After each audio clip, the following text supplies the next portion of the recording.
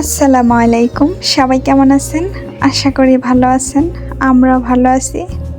তো আজকে একটা ভর্তার রেসিপি নিয়ে চলে আসলাম। তো এটা আমি এখানে ধুন্দুল কেটে নিচ্ছি। এটা ঢাকায় হয়তোবা ধুন্দুল বলে, তো আমাদের গ্রামের এলাকায় এটাকে তরি বলে। তো যে যাই বলুক না কেন, তো এটার ভর্তাটা কিন্তু অনেক মজা খেতে। তো যারা খান তারা তো জানেনই, আর যারা না খান তো আজকে রেসিপি দেখে বানাতে পারেন। তো এদিকে আমি ফুলকপি কেটে নিচ্ছি আর সিম কেটে নিব। তো ফুলকপি আর সিম আর আলু টমেটো দিয়ে তরকারি রান্না করব, তো এই কারণে আর কি কেটে নিচ্ছি। আর এদিকে আমি ধুন্দুলটা আমি ভেজে নিব।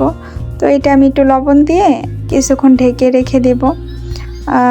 তো ঢেকে রেখে দিলে কিছুটা পানি ছাড়বে, তো এই পানিতেই সিদ্ধ হয়ে যাবে। এটা এক্সট্রা কোনো পানি লাগবে না। তো এটা এই তো পানি ছেড়ে দিছে, এটা আস্তে আস্তে আমি ভেজে নিব। তো আমি ফ্রাই প্যানে ভেজে নিচ্ছি। তো আপনারা চেষ্টা করবেন যে কোনো কড়াইয়ে নিতে, যে কড়াইয়ে লাগে না, তো দেখা যায় ভাজা ভাজা করা যায় ফ্রাই প্যানে নিলে। তো আমি একটু ভাজা ভাজা করে নিছি।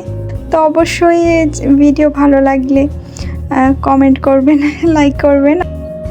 তো এটা আমি কিছুক্ষণ রেখে দিব, ঠান্ডা হলে পরে ভর্তাটা করে নেব।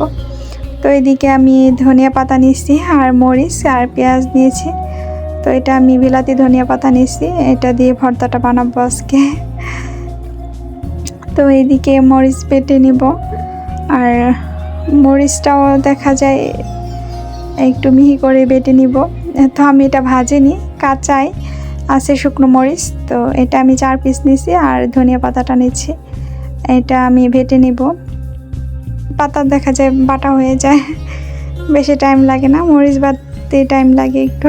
তো এদিকে ধুন্দুলটা দিয়ে দিচ্ছি। তো এটা আমি বেশি মিহি করতে হবে না, যেহেতু সেদ্ধ করা, তো এমনি গলে গেছে।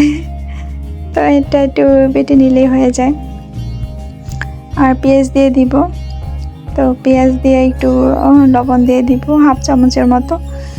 তো পেঁয়াজটা দিয়ে বেটে নেব। তো একেবারে বাটবো না, একটু আস্তে আস্তে রাখবো, কারণ আস্তে আস্তে রাখলে ভালো লাগে খেতে।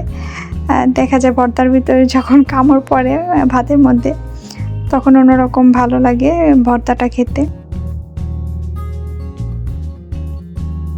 তো এই তো বেটে নিলাম, আর দেখা যায় খেয়ে দেখবেন কেমন লাগে। তো আমি এখানে রসুন ইউজ করিনি, হয়তো বা খেয়াল করছেন অনেকেই রসুন ইউজ করে ভর্তায়।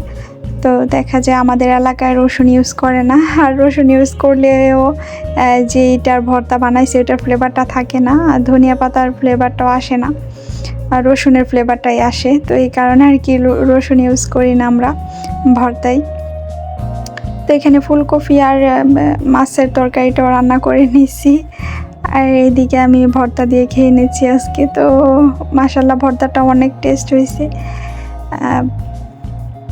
ভর্তা দিয়ে আজকে ভাত খাইছি, আর কিছুই নেইনি, এতটা মজা হয়েছে। তো এভাবে খেয়ে দেখতে পারেন বানিয়ে, একবার ট্রাই করে যে কেমন লাগে। তো আমার কাছে তো এইভাবে ভর্তাটাই বেশি মজা লাগে। আর যদি বেশি ভালো লাগে ভিডিও, তো সাবস্ক্রাইব করে দিবেন। তো আজকে এ পর্যন্তই, সবাই ভালো থাকবেন। আসসালামু আলাইকুম।